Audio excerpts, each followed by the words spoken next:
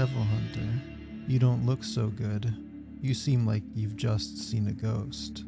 Could it be that you have?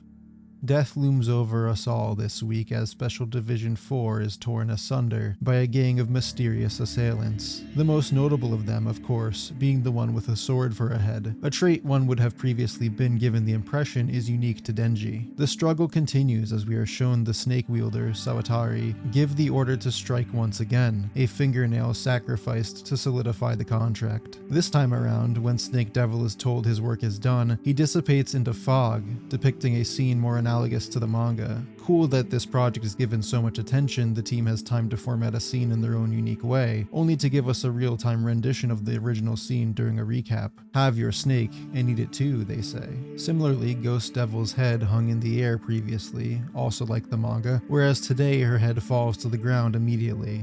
All kinds of new light brought to this critical moment just to paint a more vivid image. With power nowhere to be seen and the fight seemingly decided, Himeno uses the last of her being to weakly carry Ghost's hand to Denji, pulling his starter cord for the second and last time when all appears lost. As they face each other down, positioning themselves into anime stances, they speak their own versions of fighting game introduction lines, Denji sounding as reckless as expected, and Katana Man sounding collected and badass. This is no game for him, Denji.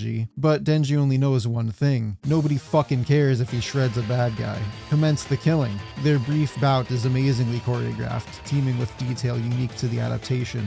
The two smoothly dodging each other's blows, cinematic perspectives tossed around like it's nothing. Some shots uncut for longer than usual for a shonen anime, I feel, giving a more realistic tension to the attacks. There's no lag between movement or taking the time to talk it out mid-fight. It's a real brawl. It is interrupted, however, by two guys with guns, and while I understand that guns in this world are an especially sinister symbol, I wouldn't expect that to do a hell of a lot against a superhuman like Denji. Nevertheless, Katana Man seems more than accepting toward the idea, so long as Chainsaw's heart goes uninjured.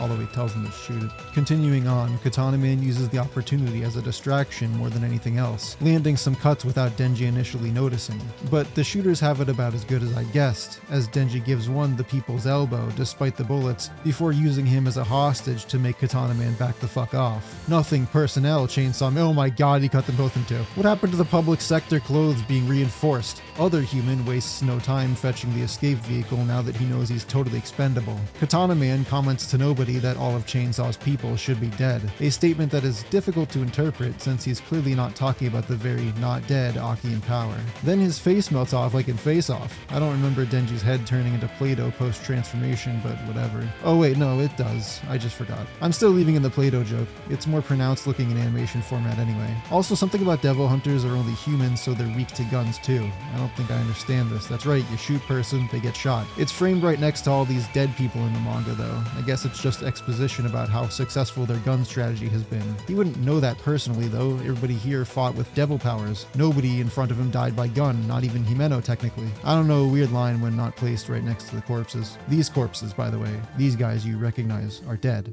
but not her.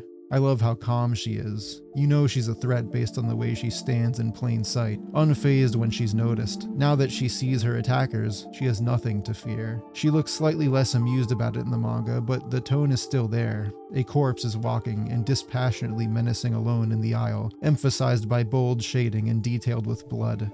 Is it bad to think this is attractive? Public safety hunters from Kyoto, Tendo and Kurose, await Makima's train as they're told she might just be dead. She isn't, even if she looks like she should be. But Makima assures them she was not shot. Wait a minute, that's not right. She was definitely shot. She's lying. Also, lunch is canceled and clean up those mutilated corpses. Don't ask questions. Makima has a plan, and it involves bringing as many as 30 lifelong convicts to the highest shrine in the area. No good ever comes from bringing out the convicts. I think their human rights are about to be severely violated. In fact, here they are having their anime-only last meal of bread in a box. And here's Makima's anime-only scene, getting casually dressed in clean clothes. Not in too much of a hurry. She's not worried. She's never worried. Back in Tokyo, Katana Man states that he'll be too tired to be Katana Man for a while, to which Sawatari isn't listening. Alright man, grab the grotesque eviscerated half of this guy and help me hoist him into the van. Jeez. Fuck, alright. Wait a second. Do you feel that? It feels like I'm about to be crushed by the weight of my own sins. No, dude, what the fuck are you talking about? Oh, this is bad. This is, I'd say, Makima's most iconic scene in the series. Every piece of fan art or cosplay has her depicted using these hand gestures, eliciting lethal pressure. It's easy to see why. It's crazy effective, turning the tide of the conflict effortlessly, and genuinely horrific. Channeling some unknown devil's power, who not even regular public safety hunters are authorized to know about, she remotely turns her enemies into paste, popping them like grapes, one by one, instructing an individual convict to speak the name of the target, sealing an exchange of the convict's life for the taking of another's by force. And the power is so abstract, so distant. We're just watching these guys, while deserving of defeat, rapidly fall apart as they helplessly await their impending, without warning, and cruel demise. All while Makima emotionlessly carries on her work, performing acts against God. It's also ominous too, where in broad daylight, she knows the names of her enemies somehow, presumably through a contract or unquestionably powerful government intelligence. The lighting in Tokyo looks different from that in Kyoto.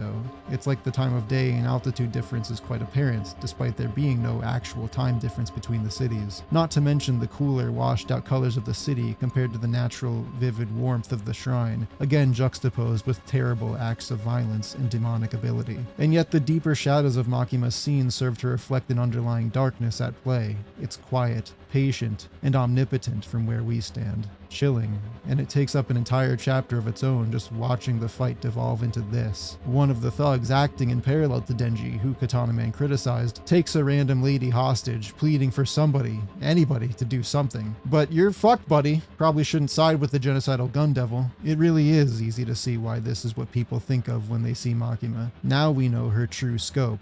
Now we know why nobody fucks with her. Or at least why nobody tells tales about trying. Let me just step over this, you. Damn, who'd have guessed shooting Makima in the head wouldn't have killed her, huh, sword guy? Guess you were wrong to assume guns were that infallible. But the true terror has only just begun. After a long sweeping pan around the scene, she's spotted, a very alive Kobeni, holding her favorite form of defense. As it turns out, Arai had shielded her in his final moments from Granny's wrath. She's none too pleased about it, and from the looks of it, she's holding Granny's radio and has tracked them right to this location. Sensing how fucked up this is about to be, Sawatari actually summons Snake in a beautiful continuous shot reaching over to Kobeni, filled with varying thin and heavy lines to clarify shifts in motion. Then from soulless standing in place to performing acrobatics in an instant, Kobeni follows a similarly breathtaking shot as she traces the snake's tail directly back to Sawatari. Literally disarming Katana Man, she snags his gun from the air and puts some lead into him without looking. It's great here, but I also want to call attention to how well that instant movement is drawn in the manga, as the two panels are melded into one and action lines are used to imply her grabbing the gun with such speed that it isn't trackable by the human eye. Sawatari tries to retaliate as Kobeni secures Denji's body, as well as a meat shield, and allows the two to escape alive, maintaining eye contact the entire time. So this is Kobeni when she's pushed beyond the point of return. I see why they hired her. And with every scene she appears, Kobeni becomes more and more a complex character, a woman of many faces all under a panicking umbrella. She apologizes to Denji for trying to get him killed back at the hotel, before breaking down, realizing the absurdity of her situation, wherein the value of human life is not regarded with much caution, and she thinks to herself that if she doesn't quit, she's going to go completely bananas. Losing your humanity, your attachment to normalcy after all, is the only proven way to stay in this line of work for very long, according to the few veterans. She'll tell Himeno she's resigning, she plans. That's unfortunate. Kobeni's voice acting in this part is some of the best the series has to offer so far. It sounds like a serious freakout, her lines spoken on the border between completely crying and hysterics. Oh, and she shot Grandma with her own gun to get away, in case that wasn't clear. Evening falls on Tokyo as Makima hears a casualty report from this guy, Madoka. Special Divisions 1 through 4 have all essentially been wiped out, not counting the collaborative non-humans. The gun devil must be involved, Makima suggests. Madoka reports that, as such, the other divisions will be dissolved and absorbed into Division 4, now headed entirely by Makima. She does not appear very surprised by the news. Oh, and also, I quit. Fuck this job. I'm leaving while I still have my limbs. How much of this did you already think was going to happen, lady? That, she replies, is classified information that civilians are not permitted to hear about. The episode ends with this increasingly worried pair informing Makima that they have no intention of joining Special Division 4 and are only present right now for training, after which they would very much like to return to the far less demon-infested Kyoto. That's a shame, says the city mouse. The food in Tokyo is to die for. Outro review. The song is Deep Down by Eimer. It's full of angelic vocals and a heated melancholy that both haunts and emotionally enraptures. The lyrics evoke a sense of heavy loss and all the frustrating mixed emotions that come with that. A feeling of insurmountable hopelessness that one can do nothing about or seek any help when the damage has already been done. And how long has that pain already been in the works, it asks. Was there ever a chance from the start? The visuals show an ever-morphing path of blood, further emphasizing Himeno's story, but death in general is a clear highlight. No color stands out in the black and white motion comic hand-drawn aesthetic, aside from an overwhelming piercing red. Easily one of the top songs for me, although I'm not sure of an order anymore with how good these all have been. But I love the passion in her voice. It's hard to say what to feel by the end of this episode. Ultimately, our lead characters have come away victorious, but we are left feeling so incredibly empty.